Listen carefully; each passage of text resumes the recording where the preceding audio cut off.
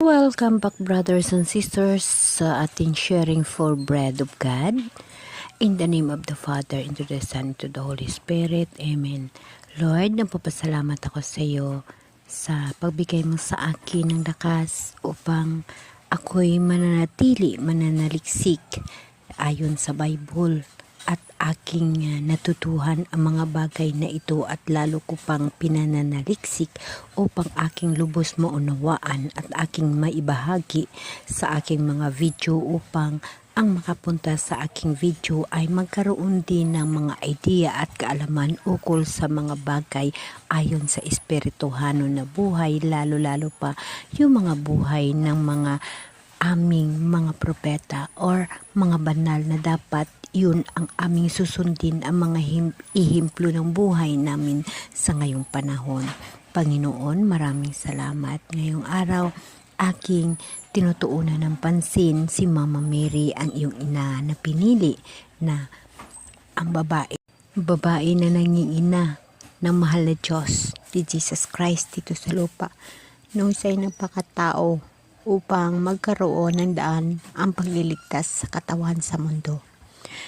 Kaya brothers and sisters, maraming salamat sa pananatili ninyong pagsubaybay sa aking mga video.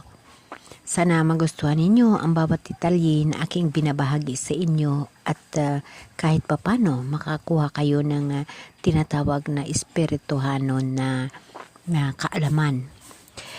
Lord, maraming salamat. Amen. Okay, brothers and sisters, so tayo minsan magtatanong, hindi nakalagay kasi sa Bible na namatay si Mama Mary, di ba? So, syempre hahanapin natin, saan kaya si Mama Mary? Hindi naman kasi nakalagay sa Bible kung paano siya namatay. Di ba? Hindi naman nakalagay, hindi natin nakikita. Ngunit, ito yung aking isang nalalaman na aking ibabahagi sa inyo. Ayon sa tradisyon ng Romano Katoliko, si Birheng Maria ay dinala ng Diyos sa langit ng buong buhay, sa katawan at kaluluwa. At doon ay ipinagkaloob sa kanya ang isang espesyal na lugar sa kaharian ng Diyos. Yes, brothers and sisters, para sa akin, totoo ho yun. Alam niyo kung bakit? Tingnan ninyo yung buhay ni Propeta Elias. Si Propeta Elias sa English ay isang propeta ng Diyos sa lumang tipan ng Biblia ayon sa 2 Hari chapter 2 verse 1 to 12. Si Propeta Elias ay hindi namatay sa karaniwang paraan. Sa halip, siya ay dinala ng Diyos sa langit sa pamagitan ng isang bagong apoy at isang karwahe ng apoy. So brothers and sisters, si Propeta Elias ay espesyal ang kanyang pagkamatay. So how much more si Mama Mary, ang ina ng Diyos? Si Mama Mary, ang pinili ng Diyos na maging nanay. Tayong mga tao, mahal natin ang ating mga nanay. Si Jesus kaya? Si Jesus pa kaya? Mahal nga tayo ni Jesus dahil siya ang ating ama. Siya yung nag-create sa atin. So, si Mama Mary ay napaka-espesyal na babae kay Jesus Christ kasi siya ang naging ina ng ating Diyos dito sa lupa. Kaya hindi man nakalagay ang kanyang pagkamatay sa tinatawag na kasulatan. Ngunit ako'y naniniwala na si Mama Mary hindi nga namatay. Siya ay naging espesyal. Kung si Propeta Elias ay espesyal ang kanyang pagkamatay or pangkaraniwang paraan ang kanyang pag-akyat sa langit or hindi namatay, ganun din si Mama Mary. Mayroon siyang espesyal na lugar sa langit dahil siya ang ating ina. Siya ang ina ng Diyos at ina rin natin. Alam niyo ba, brothers and sisters, na sa buong buhay ko, sa mga previous video ko, Kung nakikita ninyo, hindi pa ho ako nakahingi kay Mama Mary ng mga mirakulo na naging saksi ako sa kanya dahil lagi kong hinihingian si Jesus Christ. Si Lord lang ho laging hinihingian ko kag lahat to ay granted yung mga hinihingi ko. Mirakulo man at kung anumang bagay. Nananalangin ako kay Mama Mary, napapasalamat ako sa kanya dahil siya ang pinili na ina ng ating mahal na Diyos. Ngunit alam niyo ba na si Mama Mary ay isa rin sa pinaka-importante na banal na makatulong sa atin. Dahil siya ang ina ng Diyos, siya si Mama Mary. Siya ang nanay ni Jesus. Siya ang pinili ni Jesus. Kung mahal natin ang ating mga nanay at sinasabi lagi na mahal na Diyos ni Jesus Christ, mahalin natin ang ating mga magulang. Mahal natin si nanay natin. How much more? Hindi maparisan ang pagmamahal na mahal na Diyos sa kanyang piniling ina. Kaya ako'y naniniwala na si Mama Mary, espesyal na babae at hindi rin namatay. At siya ay inakyat din sa langit. Kagaya kay Propeta Elias. Nakasaad sa Bible. Nakasaad dito na siya ay inakyat sa langit. Siya ay inakyat ng Diyos sa langit sa pamagitan ng karawahing apoy. No? So, si Mama Mary, yun din ho, espesyal din si Mama Mary. Hindi kahit hindi ito siya ay inilagay sa Biblia. Dahil ako'y naniniwala na hindi siya namatay, kundi siya ay inakyat din sa langit ng ating mahal na Diyos kasi siya ay espesyal. Kagaya ni Propeta Elias, espesyal ang kanyang pag-akyat sa langit dahil sa pamagitan ng isang bagong apoy at isang karuwahi. No? Brothers and sisters, di ba napakaganda? No?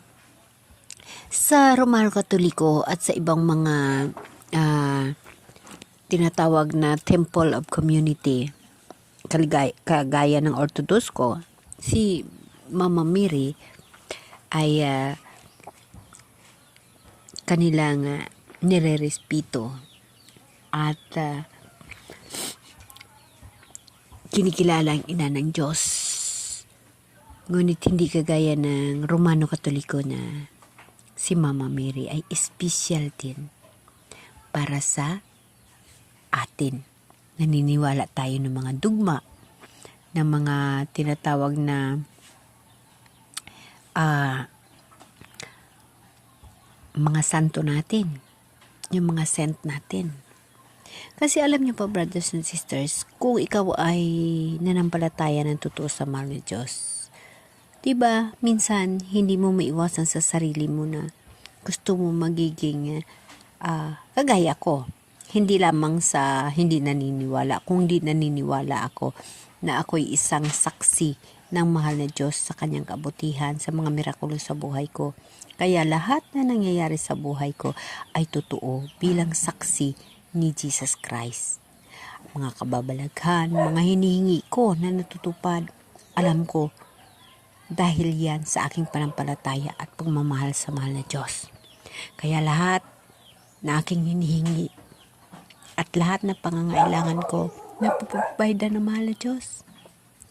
Binibigay niya ang nagkakarapat-dapat sa mga taong mahal niya, sa mga taong naniniwala at umaasa sa Kanya, sa mga tao na ang buhay ay ibinubuhos na lamang sa Kanya.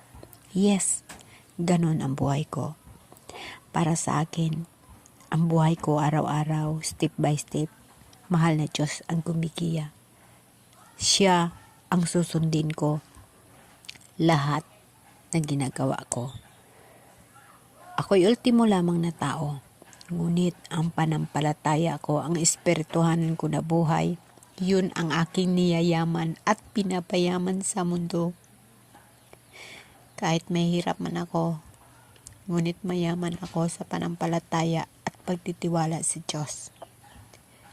Yan ang pinagmalaki ko sa sarili ko, na naging saksi ako sa kabutihan ng mahal na Diyos, sa pagmamahal ng mahal na Diyos, at gusto ko mapatagumpayan ang buhay sa mundo upang magkaroon ng buhay na walang hanggan. Makasama ang mahal na Diyos at makasama ang mga banal na aking mga iniidolo. Bilang tao, nangangarap ako ng buhay na walang hanggan. So, dapat natin gagawin, susundin natin ang lahat ng bagay na kaaya-aya sa mahal na Diyos at humingi tayo ng gabay sa Holy Spirit upang ang lahat sa buhay natin ay magaydan. Ang buhay sa mundo is agi lamang. Bahay, karangyaan, kayamanan, hindi natin madadala yun sa langit. Ngunit kahit wala kang pera, wala kang mga ganong bagay, bakit masaya ka? Bakit punong-puno ka ng kaligayahan? Umiyak ka sa tuwa? Dahil ang Diyos ay kasama mo sa buhay. Kasama mo siya araw-araw, sa lahat na oras, minuto-minuto kasama mo siya. Kaya masaya ka. Alam nyo, brothers and sisters, lagi natin tatandaan, si Mama Mary, nag-aantay lamang sa atin upang humingi rin tayo ng tulong mula sa kanyang gahok bilang ina ng Diyos, bilang pinili na ina ng Diyos. Ngunit kailangan mo kilalanin muna siya ng husto bago mo siya kausapin at hingian na kung ano man ang gusto mo. Sa ngalan ni Jesus Christ, Amen. Amen.